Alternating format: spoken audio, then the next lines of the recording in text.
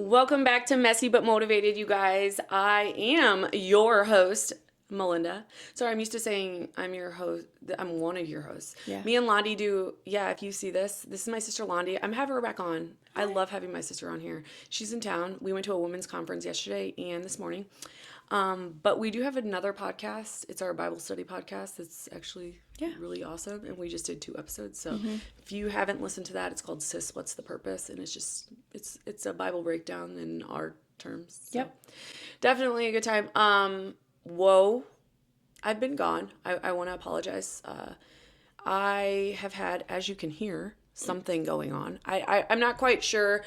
It's just like one of those things. I'm actually like, getting to the point where I'm all right to talk for a long time because we've been doing it and I've been all right. I mean, I coughed a few times, but it was every time like I would talk for more than 15 minutes, even I would, like my throat was it was hurt so bad. So anyways, guys, I'm back. I apologize. Just remember, I'm never going to be gone for long, ever.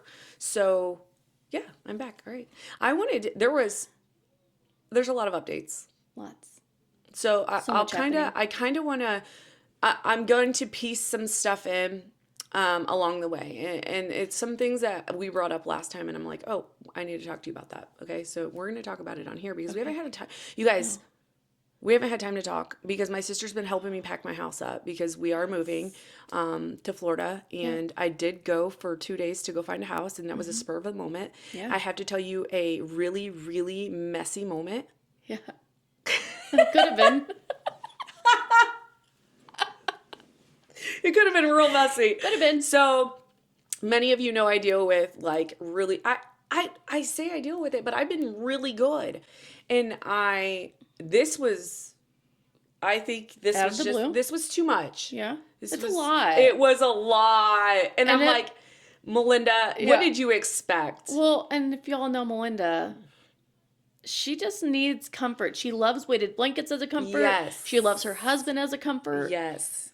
He's her safety. Yeah.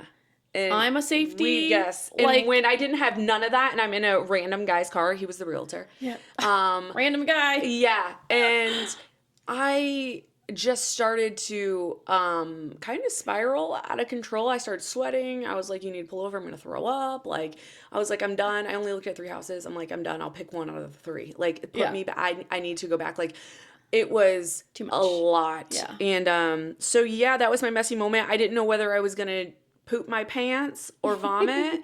I also thought I was going to pass out. So it was like, I was tunnel visioning it. I'm like, I don't know what's happening, but you should probably take me back. And he's like, you need to drink water. And I'm like, you should take me back. Like, don't tell me. And then I'm getting mad because he's telling me to drink water. Yeah. Like, stop telling me to drink water. That's like the worst though, when something horrible is happening and it feels like such a big thing to us because it's like, I can't breathe. Yes. I'm going to pass out. I'm going to poop my pants. I'm going to puke all at the same time.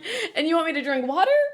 And if obviously he probably didn't know what was happening. He didn't or has never experienced that. Yeah. Because that's the worst when you're going through that and somebody's constantly, you need to do this. You need to do this. I can't think, sir. I know. And Mike's like, so I get back and I texted Mike. I said, no, actually he called me and he's like, how'd it go? And I said, hey, you need to text him in a group text because we were all in a group. And he says, and tell him you're sorry because your wife literally had an anxiety attack in his car. And he's like, shut up. And he's like, that's awesome. And I'm like, Mike. And he's like, well, I mean, it is what it is. He's like, I'm not going to apologize. Like, it's not, he's like, it's normal. Fine. He's like, honestly, he's like, I'm proud you even got that far. He's like, because I was thinking the whole time, ooh, I'm nervous for this because I'm out of my element. I flew by myself. I did I don't do these things by myself, you guys. I used to. That was like who I was. Yeah.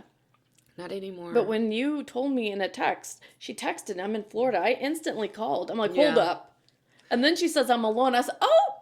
Yeah. I already knew. And then I followed it up with, don't worry, I already had anxiety. I already have an anxiety attack. Yeah, it is great. So, just, that's happened. We did find a house. It's all going to work out if it's within God's will. Yep. But one thing we were talking about on the other podcast that kind of brought up, like, I don't know, it was like all kind of, or maybe me and you talked about this earlier today, or maybe, I don't know, but the way we parent versus how our parents parented. Oh, upstairs we were eating. Okay, there's a lot of things, but I also wanted to bring it up on my podcast because One thing that me and Janelle were talking about this when I was in Florida was we are the parents who say sorry. Yes. And I don't think and this isn't about, this isn't me. We're not shaming. Nope. They didn't, they just didn't, it didn't happen to them. So they didn't know better. Because it's all a learned behavior. Yes. Yes. So with us, it's like the more knowledge, because now we're getting more books that we're reading about these things, and more podcasts, and more things that are teaching us, hey, maybe you should do this with your kid. And when you're in the wrong, own it, apologize then. Yeah. And she was talking about how she has to do it sometimes. She's like, isn't it bad? And I said, girl, I do it too. Sometimes I'll do something, I'll say something, and then I realize, why would I yell at her? I never even told her to do it. Yeah. And I'm expecting her to just think mom knows that she needs, I'm like, so just apologizing. And I know that you say, like, that's you apologize a lot. So, I mean, the thing is I know older women as well, and so way older than I am, and so maybe like my mom's age. And a lot of them talk about how they weren't loved the proper way by their parents. Yeah. And so that's why we say it's not their fault. Not their fault. It's a learned thing. And so I apologize to my kids. I have 3 children of my own biologically, and then I have 2 bonus. I apologize to my older 2 constantly because my older 2 grew up with me. I'm 40 now. I'm married. I have a great, great husband.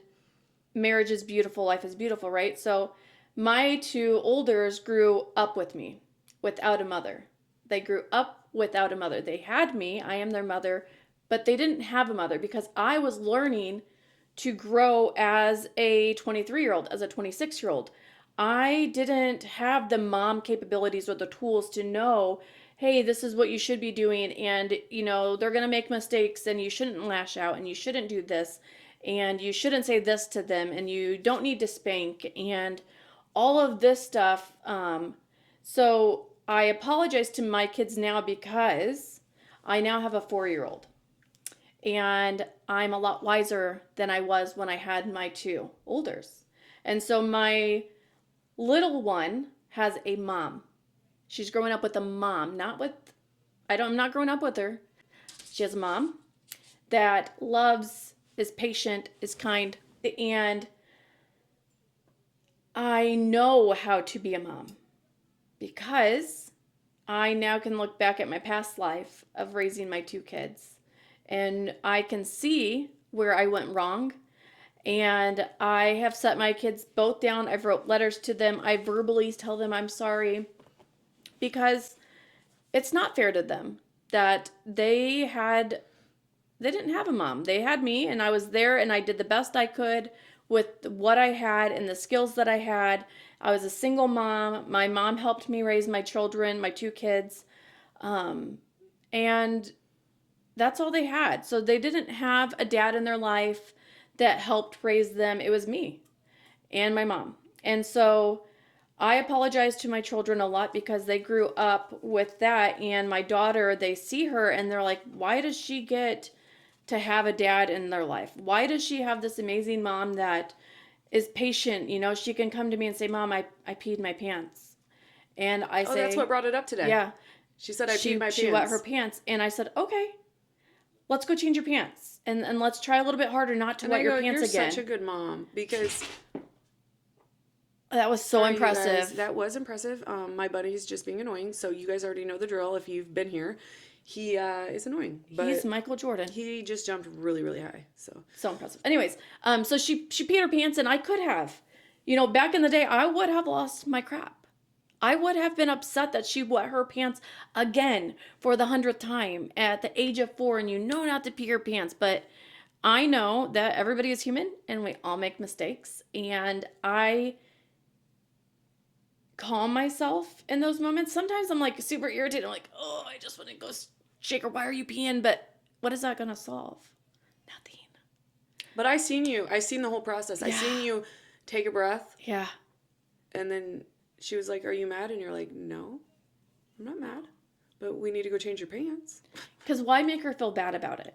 Why make her feel bad when I can just, it's okay. Let's try a little bit harder next time. Let's change your pants and move on. Because there's no point in beating her down when she already knows what she did was wrong. She knows that I don't like when she pees her pants. And so, yeah, my whole thing is I've learned to apologize to my children to because they didn't have what they needed when they were growing up. And I own it. And also, I don't want to pass down trauma to them. Yeah. You know, I hadn't healed at all from my past, you know? And so recently I've gone on this healing journey and it was hard. It is hard. I'm still going through it. It's uncomfortable. It's not easy. It's messy. But I know that the healing process is important for me because I don't want to give that to my children. I feel like now I'm correcting the way I've parented them because I was unmedicated. I wasn't in a healthy spot. I was toxic. I was emotionally abusive to them. I verbally abused them. I was not well. And so during this time, like, you know, everybody can say, she was such a good mom. You were such a good mom. But you don't see what happened behind the closed doors that my two kids had to experience. And so I carry a lot of that guilt in me that I'm not worthy enough to be, you know, in my head. And that's where I come when I said I'm not worthy enough for God to want me, because I know that he carries a special spot for children. Mm-hmm. And I feel like he was probably like, girl, I don't want you. Like, you did this to your children, and you verbally abused them, and you said mean things, and you had no patience for them. And so in my heart, in the mom heart of me, I feel like I don't deserve his kindness and his goodness and all the good that he can do in my life because of what I put my children through. And so now that I'm on this healing journey, I constantly make my children aware of it. I am so sorry that you had a shit mom, and that I verbally abused you, and that you had a shit life, and I did this all to you. Can I say shit? Mm-hmm. Okay. Yeah, it's messy, remember? Okay. And so I make it a big thing to apologize to my kids because I never want to I don't want my kids to grow up and turn around and say, Mom, you verbally abused me and all of this, and you treated me like crap, and you did this and you did this and you did this. And I'm like, no, I didn't. I'm not saying sorry. You had a good life. Your life was great. Because the reality of it is, you have to take accountability. Taking accountability is the biggest step a parent can take for their children. And if I want my children to thrive in life and to succeed and to have a healthy way of going and having a spouse and carrying that healthiness over and saying, listen, let's talk about this. Let's communicate. Let's have accountability. Let's own up to what we did. And how do we fix this? Instead of running and hiding and cowering away and saying, I didn't do that. Or I don't want to do that. You know, I want my children to be able to come to me and say, Mom, you did this to me. And I'm going to say, yes, I did. You are right. I did that. And I am so sorry.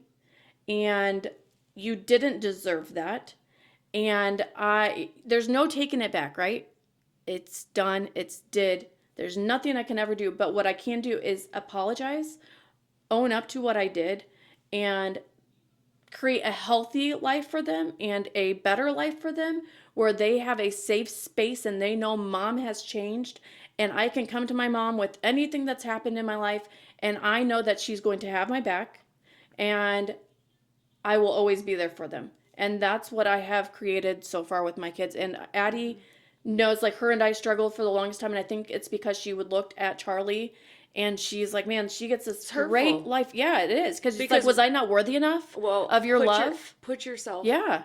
And that's what she's thinking. It with our other brothers and sisters. We've seen our dad love and them take care of them. Be there for them and be a dad. Yeah. And we sat and we watched it, and we had we loved them, and we yes. still do Yes. with everything. Yes. But it was also this, like, why weren't we worthy of that? Yeah. Like, what did we do wrong that we're not good enough to have you be our dad? And so you understand their pain. Yes. And, yeah, you're right. That's just part of it. And honestly, I would say, and I'm sure you would agree with this, I don't think you'd want it any other way, because No. I think that's why the dynamics are the way they are today. And I do believe that's why, you right now, Addie's at that age where she's kind of like, you guys, we've got these preteens or teens, whatever they are. Yeah. I don't know what they are. They scare me. Yeah, they're But it's one of those things where I know right now is the messy for you. Yeah. But it's going to get better, because I can just see how much she loves you, like she always wants to be, you know. She's just in that we were there. Yeah, oh yeah. So I know in the future it's going to be one of those things where we're all going to look back at the time where Addie was, this and that, or even Chloe. I'm going to be like, Chloe, I remember there was a time you hated me, and now you won't, be without me. Yeah. So it's just, we're trying to change things. And I was talking to Janelle about it, because she was like, yeah, it's like we're doing things so differently. Like when our kids say, hey, do you want to play, Mom, will you play a game with me? Our mom and dad used to say, go play. You got brothers and sisters for that. Yeah, go outside and play. And so now when our kids, we remember that, and we're like, let's play the game. I don't want to play it, but I'm going to play it. And that was another thing. I'm watching her play this game with her daughter, and you could tell she does not want to play it, and she's like, just playing it. And that's, I was like, yeah, we do it because we're like, we don't ever want them to be like, you never even played a game with me, because we really sometimes are like, when did we had each other, but our dynamics were different. Everything, our parents were divorced, my mom worked all the time, like things were so different. And it's like, we're trying, our generation it's a beautiful thing, is what I'm trying to get at. It's a beautiful thing that our generation we're grasping it, and we're saying, hey, we're changing things. We're not gonna let this happen anymore, because we know better. When you know better, you do better. Yeah, absolutely. And with Addie, I used to tell her, well, when I have these talks with her, because I have, I had a friend today actually text me. First off, let me back up. I had a friend text me. She's like, I have two 8-year-olds and an 11-year-old. How is it raising teens? And I said, send them to boarding school.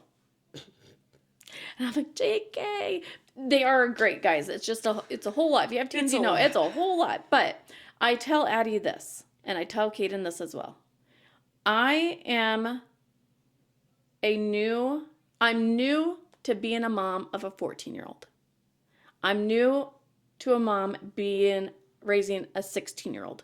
So just because I've raised you this far doesn't mean that I know the next year what I'm going to do. I have no clue how to raise a 15-year-old. I am new to this.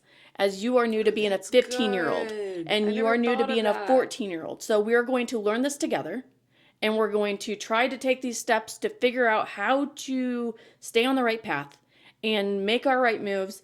But you have to realize and be patient with me, because I'm new to being your mom at age of 14 and age of 15 or 16. And so it has to be a lot of patience, because we're both learning how to survive the age of 14, and I'm trying to learn how to teach you at the age of 14.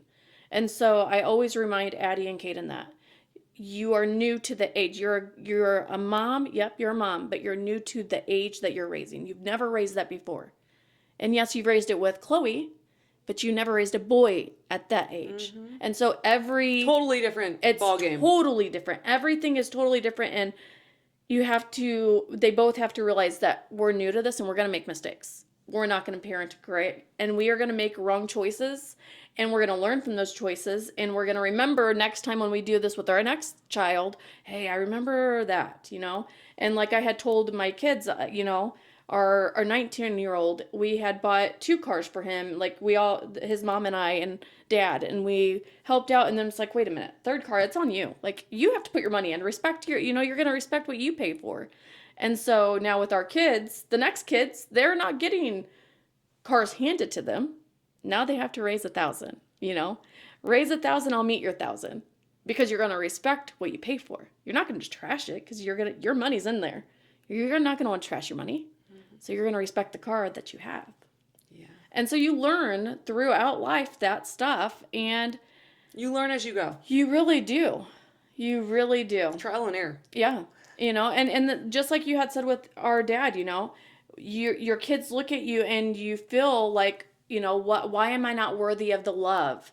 Why am I not special enough for you to want to be in our lives, And it's hard because it's hard to take yourself out of that and say, look, I need to look at the bigger picture. And at least I have a mom. But when you're a child without a dad, it hurts. And you have a dad, but he doesn't want you, And at one point he wanted us. And then all of a sudden we're just tossed to the side like garbage. And even though he says, oh, I'm here. I'm here. You know where I live. You can come over anytime. You can call me anytime. It's like, I look at other people's relationship, and that is why it's so hard that you shouldn't compare yourself to others. Yeah.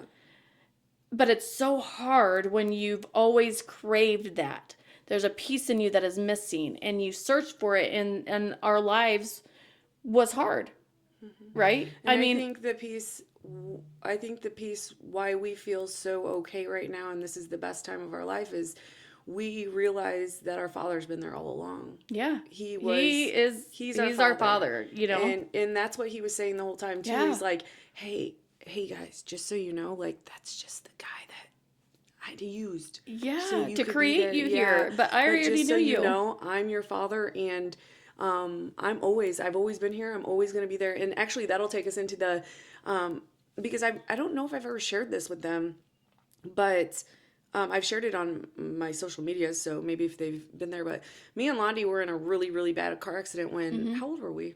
So I was a senior, so I was 18. 18, and I was a sophomore then.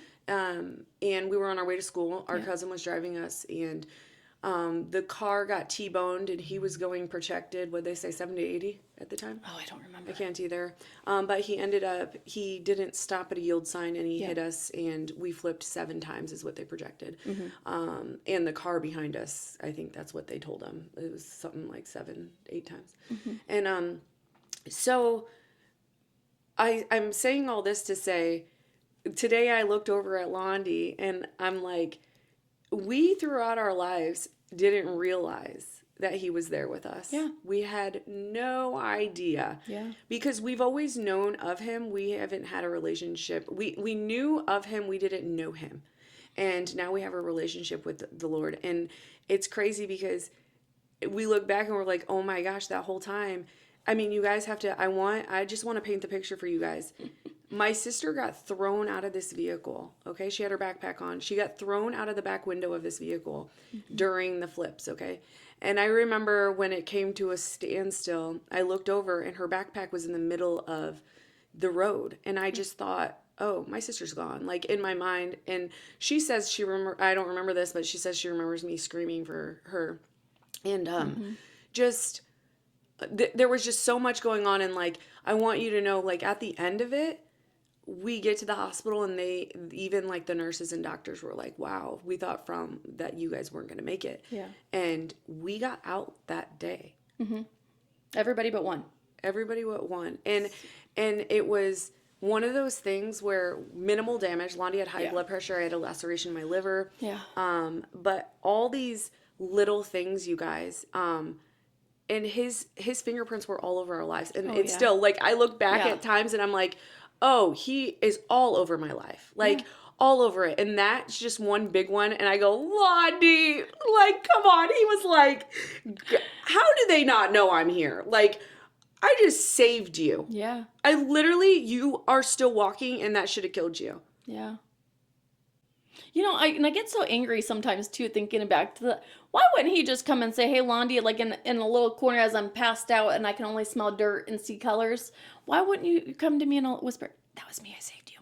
And that way I at least know it was you. Because that was, like I said, I don't know why I don't recall parts of my life, but I don't recall any part of ever knowing Jesus, any of that. I don't know why that part of my life is blocked, and I don't remember that. So I think what's crazy is just like we were doing on our Bible study tonight, what was said is sometimes he does these amazing things. Yeah. So that that Yeah. miracle. So for us, I'm sure mom, I actually, if we ask mom, I bet she says because I guarantee she was praying the whole way to there. I mean, she had an hour drive. Yeah. She was In Muscatine. probably praying, and she was probably, because she knew the Lord, she knew more than we did. And so I bet she was like, yeah, I saw it. Yeah. I saw it. You guys didn't see it, but I saw Yeah. it. And so it's one of those things where we look back now and we're like, oh my gosh, there you were. And there's so many times, like when I got roofied one time, like Yeah. I was actually talking, who did I tell that to? We were just having, Janelle and me were having a conversation about how roofies are so like, people do it now, and it's like, she was saying basically something about like she met a couple that they roofie people. And I was like, isn't that crazy? That's like that's the world we live in. And I was trying to tell her, I said, and she goes, oh, I was roofied before too. And we're both like comparing our stories, and they were so similar, about what we remember and like how the next day you feel like you're drunk, like, and you're like, wait, I only had one drink. What do you mean I was that drunk? Like, but God, how did I remember thinking when I made it home from that, because I drove, and I remember thinking when I woke up, how did I get home? And how did I, until this day, how did I get home? Yeah. And my car was in the driveway, and I'm just thinking, there is a God. There's a God. Because how would you get there? Yeah. How? Yeah. Like I remember nothing. And it's just crazy because, looking back, his fingerprints are everywhere. I mean, even when I was told I was a 30% chance ever having children. Yeah. And here you got two. And here I got two. Yeah. And that alone, I remember being like, okay. Like, I think what it was is he was like, you're with the wrong person. Yeah. That's not who you're supposed to be having these children with. And I'll also tell you that I think that it's going to happen on my time. It's not what Dr. Freed says. It's what God says. Yeah. And I was so upset. Do you remember those days? Yeah. I was so upset. I was like, I want kids. And I remember even having a little bit of anger towards you. I remember being like, this girl who just went out and had a one night stand gets a baby, and I want one, and I can't have one. And I remember having so much anger, and God the whole time was probably like, girl, I've just can't wait, be patient. I've got it all planned out. She's supposed to be doing that, and you're supposed to be doing this, and let Dr. Freed tell you you're never going to have a kid, and even if you do, it's going to be an ectopic pregnancy. Let her tell you those things, but they're not true. It's my plan. Yeah. Do you know what's crazy? So I remember saying that if I ever have kids, I don't want the dad involved. I don't want the dad involved. I've literally said that. Put the words out of my mouth, and I said that. But that's because of the anger I had inside of me from not having a dad. You said that before you even had Before kids. I ever had kids. I literally, those words came out of my mouth, and I said, if I ever have kids, I pray that their fathers are not involved. And so, because you saw I was hurting.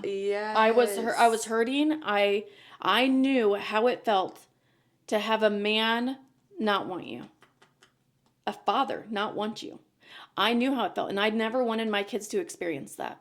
So in my head, the way to solve that is don't even have them involved at all. No man involved at all. They'll never miss it because they never had it, right? So in my head, that's what I said. And what do I have? Two kids. With no father. Now, I will say, the first one, Caden's dad chose not to be in his life. He does pay child support to him. Addie's dad and I were a one-night stand. We didn't have a relationship, really. We went on some dates. I shouldn't say one-night stand.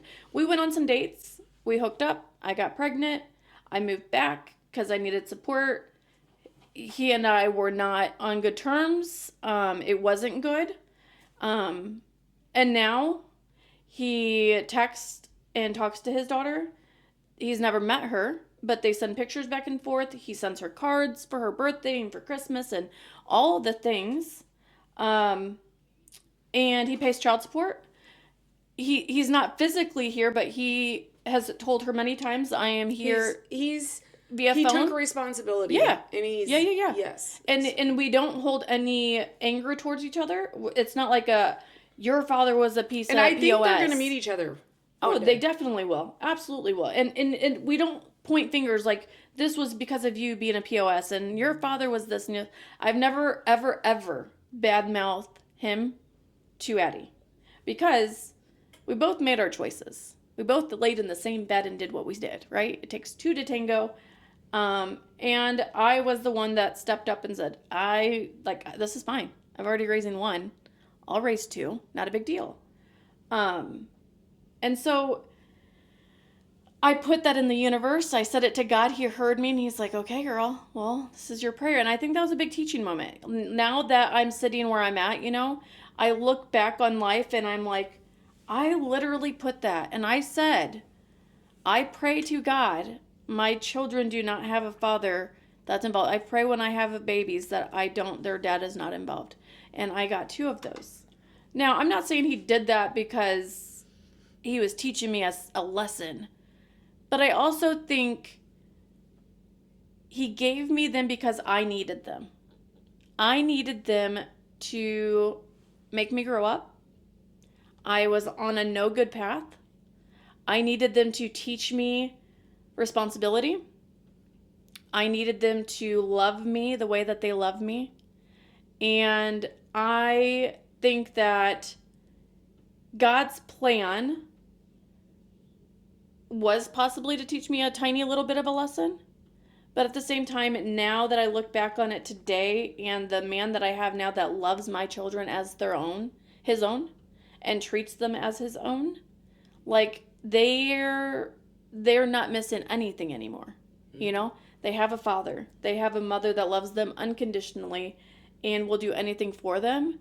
And so I've always, now that I started praying, I'm very careful. With prayers, yeah. With prayers, because you have to be careful what you pray for. Prayers are so powerful. They have so much power. And that's why it's so important. It's also when we're singing songs, that's worshiping, that's prayer. And that's why when we're singing songs songs that say things that we shouldn't be putting out. Yeah. Somebody save me from myself. Yeah. What do you mean? I'm fine. Yeah. I've been saved. But those are things you shouldn't put out. And that's why your music you listen to is so important. Yeah. So important, you guys. I cannot stress that enough. Yeah. My life has changed so much just by changing my music. Yes. Do you hear me? My life has changed so much just by changing the music I listen to. Yes. And every morning. And that was all day you. Long. That was you.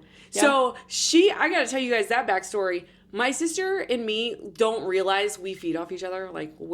I'll do things, and then she's like, "Oh, she's doing them now," and then she does things, and I do the same, and then we just we bounce back off each other, and we don't even realize it. No. It's just one of those things, sisterly things. And so one day she was listening. She's always. I called you, on FaceTime. Yes, and she's like, "I'm listening to blah blah blah," and I was like, "Oh," I'm like. Worship music. And she was like, "Oh, I love this song. And have you listened to it?" I said, "No, I don't really listen to worship music." And I was worshiping and she cleaning. goes, "All I do is listen to worship music." And I said, "What do you mean all you do is listen?" She's like, "Yeah, that's all I listen to." And I was like, "Really?" She's like, "That's all we have." And so I went to her house one day and I'm in the shower and she has it on blaring in the bathroom. And I'm like, okay, I kind of like this. This is really good. Yeah. And then ever since then, you guys, I've the way home, because it was a 3-hour drive, I changed it. And I have been, that's all I listen to now. That's all I listen to. And you know what? I actually learned it from a TikTok. The person was talking about how the devil can come through music. And you have to be careful to the music that you listen to because of what could happen from the music. And so I was like, wait, that makes a lot of sense. There's a lot of songs you sing about that are not, good. And it's like, why are we singing that? And why are we saying that? And why are we excited about this song? And I realized that. And so I switched my music, and I used to love country music. You did. I loved it. I breathed it, eat it. I'm a music person. So if I'm cleaning, the music's on. If the daycare kids are just playing, music's on. And so I had country and other music going all the time. And the day that I decided to change and listen to just Christian music and worship music, it changed. And your mood changes, your energy changes, everything changes, because you have to realize God loves when you worship him, and he loves that. And so I do that all day. My daycare kids love it. All day. But can I point out, it was one small change. One small change. Yeah. Isn't that crazy? Yeah. And so she influenced me, and she didn't even realize it until later. She was like, I think you called me out. You were like, oh, you're listening to, and I was like, yeah, ever since you started listening to it, I like it. It is really actually pretty good. And so then she'll send me songs every now and then I'll start listening to them, and I'm like, oh, this is actually really good too. So it's just like one of those things. I want to point out, you never know who you're influencing, and we're just saying that because we're sisters, but you guys also have to realize that you never know. People are watching all the time. All the time. And you just have to remember that you are, as a Christian, as a follower of Jesus, you are guiding other people to him as well. Yep. So don't go and do something or say things or just look nasty, say nasty things to people, and then claim you're a Christian, because that's not what we're doing here. That's not the name of the game here. The name of the game is, we want our light to shine so brightly that everybody's like, why is she so happy all the time? Yeah. Why did she not get so upset? How is she not grieving as hard as that other person was grieving when they lost their grandparents? Yeah. What? And you want to be able to, they're going to be like, what is it? Well, she's, she follows Jesus, and she believes that one day she's going to see them again. And, all these things. And it's hard because sometimes it's us that have to find the good and the bad. And it's a learned behavior. Yeah. And it's not easy. No. But I want you to know it's possible. And I mean, it's a walk, not a run. Yes. Every day I am taking a little bit closer. Sometimes I take a few steps back, and I just have to remember to keep my eyes on him. That's the main goal in all of this, is opening my Bible daily. And I don't even care. You guys think that I'm kidding. There are days I just open my Bible and I will read one verse, and I'm okay with that. Yeah. I'll read one verse.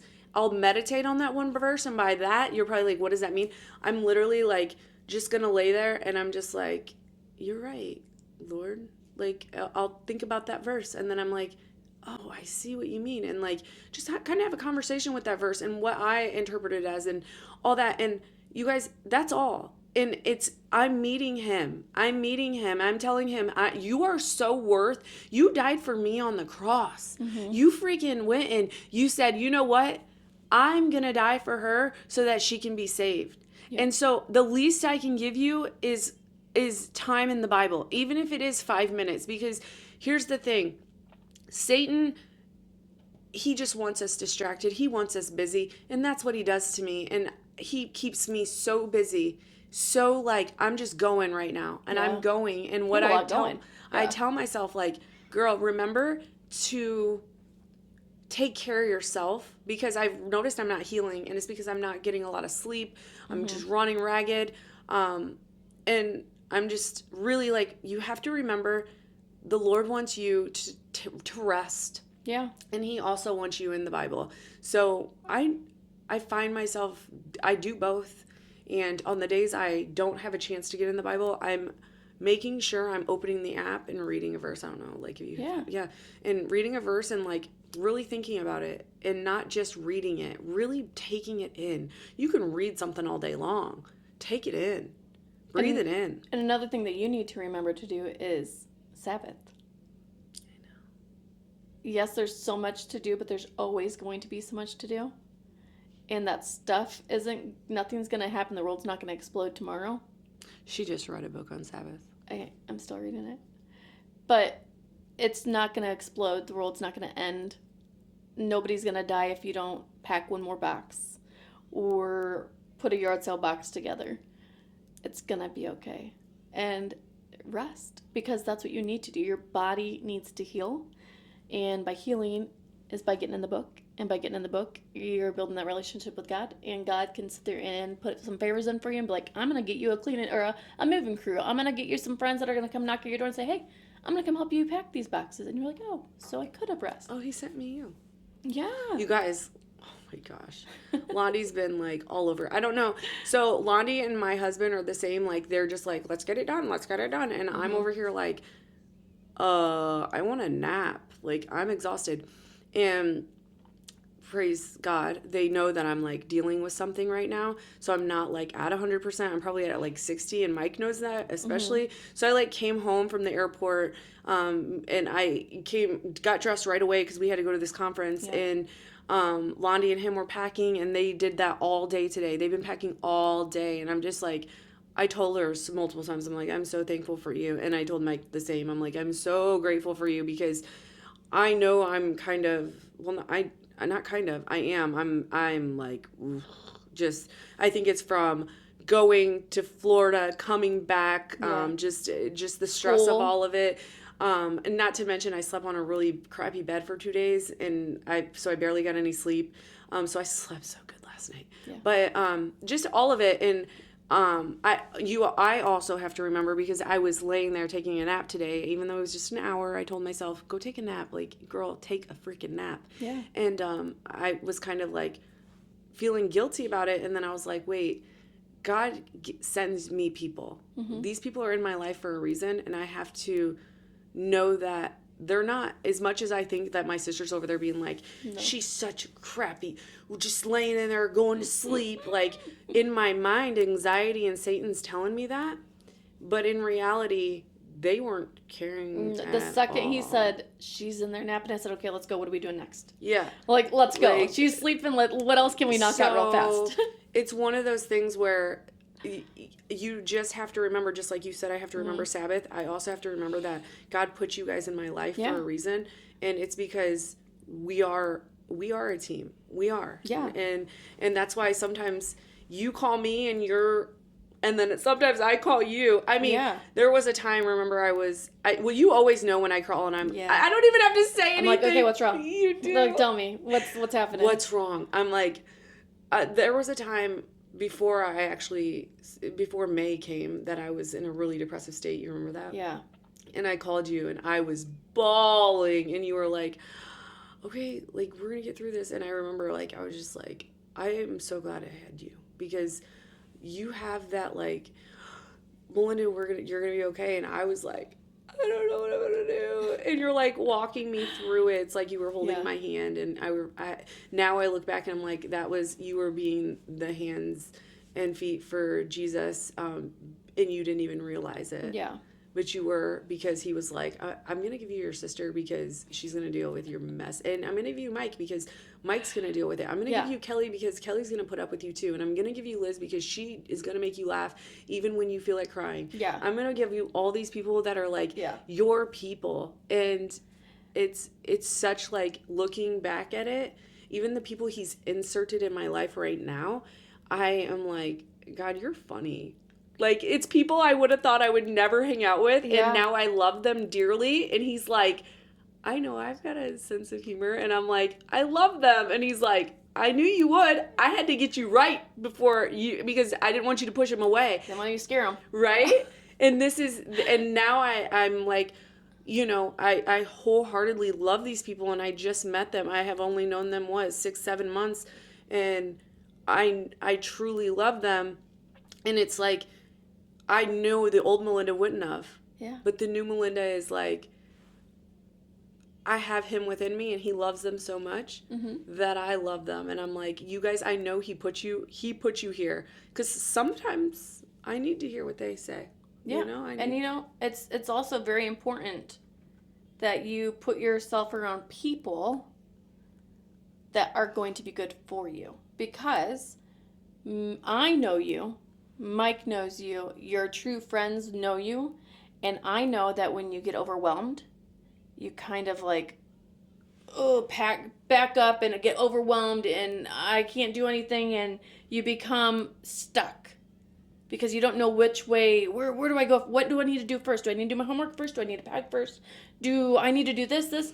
And so it's important to have those people that are going to be like, girl, they did call me out on this today. You sit, we've got this, and we're going to do this, and you go do that. Go take your nap, because we know that if you have a nap, you're going to come back refreshed and you're going to be able to help and you're going to be able to jump in, but I'll do this. And so it's important to have that, but also there's a thing where it's like, a saying that says, show me your friends and I'll show you your future. Mm-hmm. And that's super important, because you have to realize that the friends that you put in your life, they need to be uplifting. They need to be motivating. They need to be encouraging. Not judge me if I want to take a nap? Yeah, not judge you if you want to take an hour nap while your people are here. So you have to really look at the friends, and that's why I also drill it into my children's head. Choose your friends wisely, because the friends that you think are good friends might not be the best of friends, and you need to make sure that the people that you're putting in your group is going to be uplifting and empowering and encouraging and want to go on the same path as you and not drag you down and pull you back instead of helping push you up further towards God. So if you don't have friends that are saying, hey, we're looking with you, girl, like we're looking up to God, and we're on this journey with you, and we're encouraging, and we want the same thing you want. We want to go see him in our eternal home. You got to realize it's okay to also have friends that aren't on that path, but you also have to learn boundaries and keep those boundaries up for those friends that aren't on that path yet. And you can still sprinkle, your little words in there about God, and hope that they latch on and they grab onto you and they're like, take me with you. I want to come too. And if they're not on that path, that's okay. It's not saying that you can't be friends with them. I'm just saying, set up those healthy boundaries and know that, hey, Jeremiah, he's a bad kid, but he also needs me to maybe sprinkle in a little knowledge here and there. But I know that I shouldn't go get in that car with Jeremiah because he doesn't make great choices.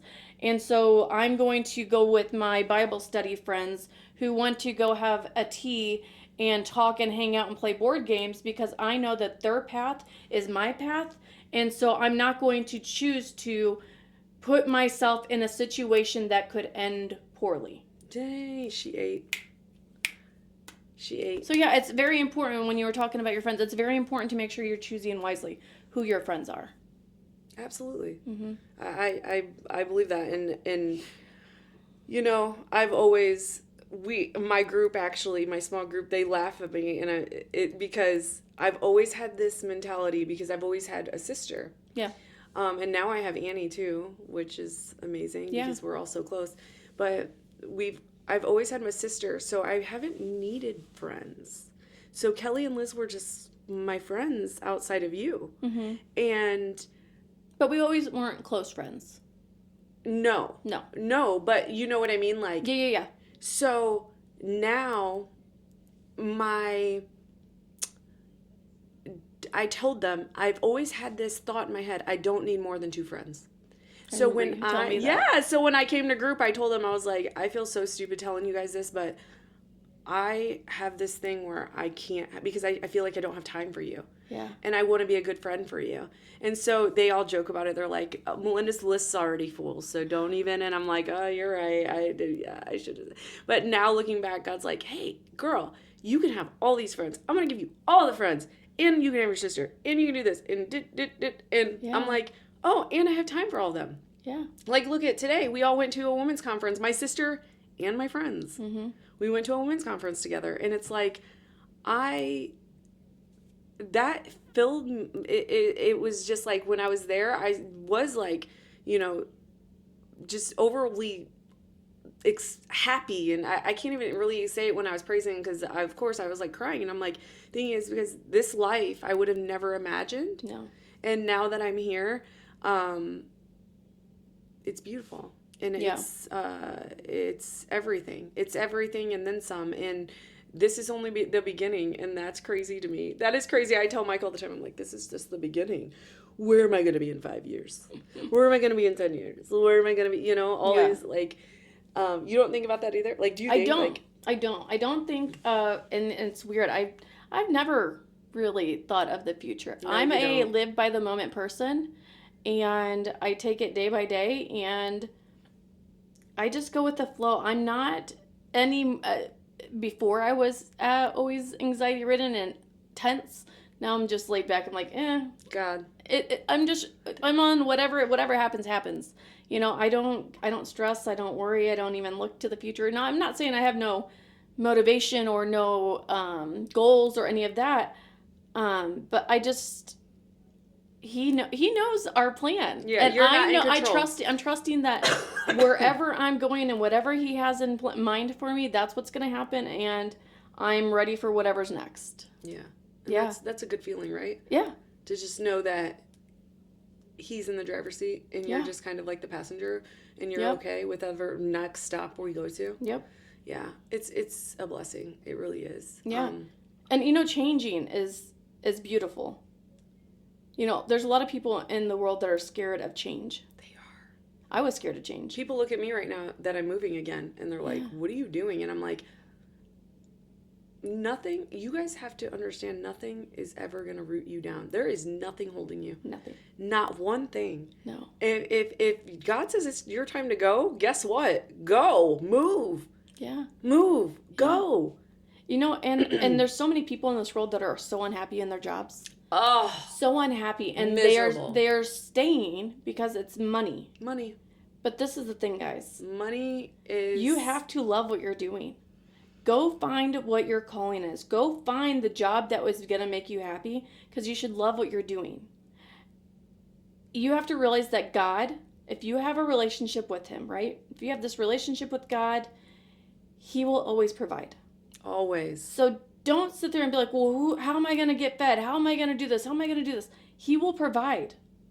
You do what you need to do and make yourself happy. Make the changes. Don't settle. Don't settle for anything, because life is too short, for one. And it's important to be happy and to love the life that you have, because once you have that relationship with God and you have built that relationship and you're in that book and you're doing all the things and the world is just beautiful, you need to make sure that you're following his path, because he's going to always provide for you. So if you're not happy, make those changes. Don't be scared of change, because change is sometimes the best thing for you and you don't even realize it. It could be you quit your job and you find something new, and it's going to be super scary because you're going to go probably 2-3 weeks with no income, right? You're going to have only the money that you had, and you're going to be scraping pennies, and you're going to be eating ramen noodles and eggs. But guess what? He's going to provide in the long run, and he's probably going to put a job in your spot, in your place, in your steps, and you're going to be like, that's the job I've always wanted. And you apply and you get it. Mm-hmm. You just have to trust his plan and know that he has your back, and to not be scared. He's got your back and he will provide. He always does. Always. He's a good God. You just need to give him everything. Dwell on nothing and pray about everything. Everything. Even if you think it's silly. I got a hangnail on my toe today, God, and it's really hurting me. If you can just help me figure out how to get there. You guys, everything. You may think it's silly to you, but God wants you to take everything to him. Yes, he knows it already, but take it to him and let him help you. He's a good God. Yes. Yes, absolutely. I don't know if you're okay with talking about this, so you can say no. But I wanted to touch on, I'll first go into how we even came up with this conversation. Oh. So a while back, me and Lottie had this conversation, about kind of like how in life I kind of went through this, I needed that dopamine drip, so I would buy things all the time. Oh, yeah. And I would buy things, and I would keep buying things, and it was like, it made me happy at that moment. Yeah.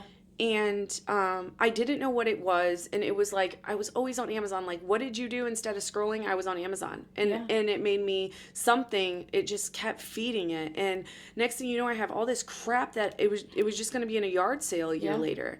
And I prayed on it, you guys. I prayed, and we were talking because I messed up.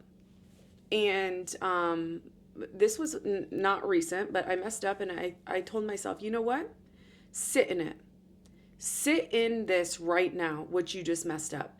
Because you thought for 1 second, like you let that get a hold of you and you went and bought something that you shouldn't have bought. Mm-hmm. And now you're hurting. And now, this, that, or the other. And so I said, I'm going to sit in it. I'm going to sit in it and I'm going to eat it. Just, God, I want to feel this because I would pray on it, but I don't want to pray on it because I think that I need to sit in it. And then Londi, today we were talking and you said something about the same thing, how you've been struggling and then somebody offered to help and she said no. Yeah. So I have always, my entire life, lived paycheck to paycheck. Mm-hmm. And there'd be times I had no money. I'm not going to lie. I was on state at one point. I would go to food pantries. Like, I didn't have, I was about to lie. I was about to say I didn't have an easy life. But I never put myself in a spot to have an easy life because I always jeopardized it by spending every penny that I could on that dopamine hit. Yep. So I have had this my entire life. And I want you guys to understand this is still a struggle for her. She's actively working on it. Yes. It's not anything that's completely... No. This is something she's still... Today. 100% dealing with, but I want you guys to know that I'm helping her through this because I prayed on it. I don't know why God delivered me from this, but I have been delivered from it. I have 100% just been like, and how I knew it is I went on vacation, you guys, and I took the most barest minimum thing, and even when I went to Florida this time, I took a backpack. And I just don't care about those things anymore. Mm-hmm. My nails, as you guys can see, like, I'm just... it's something within me that I'm just like, I don't like, that doesn't matter. What matters is this, that, and the other, not what outfit I'm going to wear to the park, what I'm going to wear to the concert, what is in my closet. Like, it doesn't, but it was a process also of me being like, oh, I was about to order it. And I stopped and prayed on it. I stopped and was like, hold on a second. I got to pray on this. And then got delivered from it, and she's still a work in progress. Yes. But you had a great story, and she's just going through it right now. And I wanted her to share it because I know if we have struggled, there's got to be so many other people where you just find yourself on Amazon or on Target and like you're doing an order pickup that you don't even need the crap. No, you're just doing it. So I was diagnosed with ADHD with ADD tendencies. That was last February. I got medication, because, when I was in there talking to my psychologist, I was telling her all these things that I have going on and how I will spend the last penny knowing that we need it, but I don't care. In my head, I have to spend it because I need that dopamine fix. And then I have buyer's remorse and I don't return it. I keep it because it still gave me something. It gives me something to know that the package is coming and then I get to open it and I'm excited. And most of the time it's not anything that was truly needed. It was something that could have been bought down the road or not at all because I was just going for that dopamine hit. So since February last year, I was doing really well, was medicated. My buying had slowed down a whole lot. Still was shopping, but it was on days that I wasn't taking my meds because I would skip and be like, I don't feel like, taking it. I want to sleep tonight or I want to nap. And so I would shop. Well, I didn't realize 4 months ago that my meds stopped working. And it didn't even dawn on me that I was shopping again. There was boxes after boxes after boxes of Amazon packages coming, and my husband and I on January 1st went and sat down. He said, let's go out to eat and talk finances. And so we did. We went and sat down, we talked finances, and he showed me that I was spending almost $2,000 to $3,000 in money that could have been paying bills. And instead I was shopping. And I'm like, oh my gosh, what happened? We were doing so good. And he's like, I don't know. So I called my doctor. I got back in, or my psychologist. I got back in there. And she's like, look, first off, she was talking about these other meds. And come to find out I wasn't taking. The pharmacy never gave me a prescription that I should have been on a whole year. And then she upped my meds. And she's like, our bodies sometimes become immune and we have to increase. and change those dosages around until we get the next, cure for you. And so she did. She found the cure. I haven't been shopping as much, but I had went to church on a Sunday, and every Sunday I try to fill out the little forms that they have for a prayer request.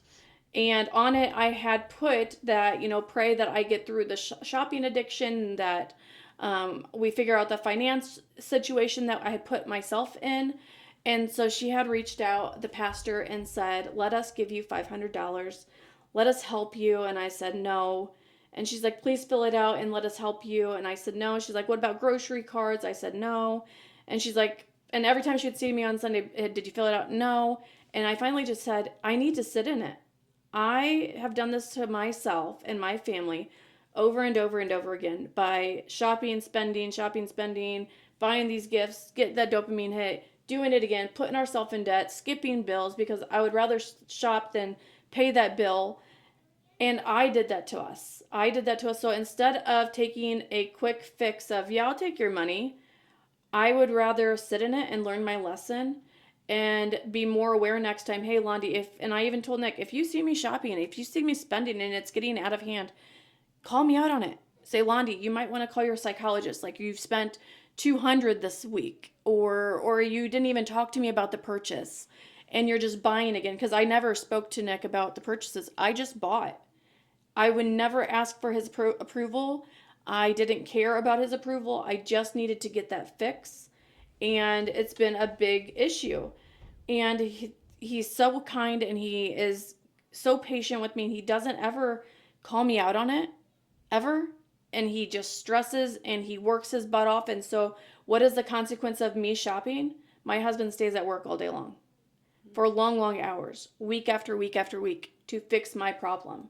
And so that is my consequence. Not only am I not going to take your money from the church, and I greatly appreciate the offer of wanting to help me, I'm also now having to take the consequence of my husband's having to work his ass off because I chose to spend.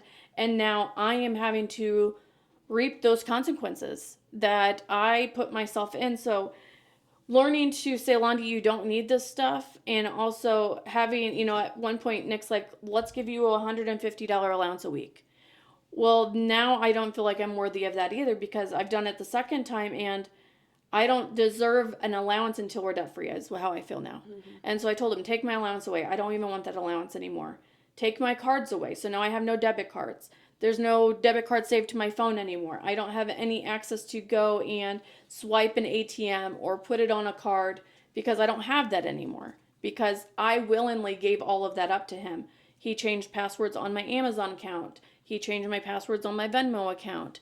Because my daycare people were paying me through Venmo, so what was I doing? Spending it through Venmo. Because how would he know?